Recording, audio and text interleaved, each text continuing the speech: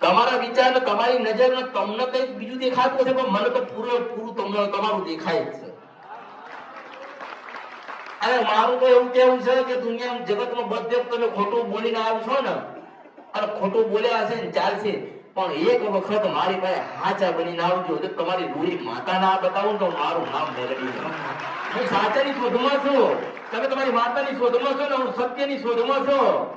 મારે તમને તમારા વટવાળા બને તમારી માતા આપવી છે. તારો દીકરો વટવાળો છે કે તારો દીવો કરવા તૈયાર છે, જગતમાં બોલીને બીજું બોલશે નહીં. એટલે તમને જેવો ગર્વ અને અભિમાન હોય ને એવો માતાનો હોવો જોઈએ કે આ વસ્તીના દીકરાની પાસે માતા છું.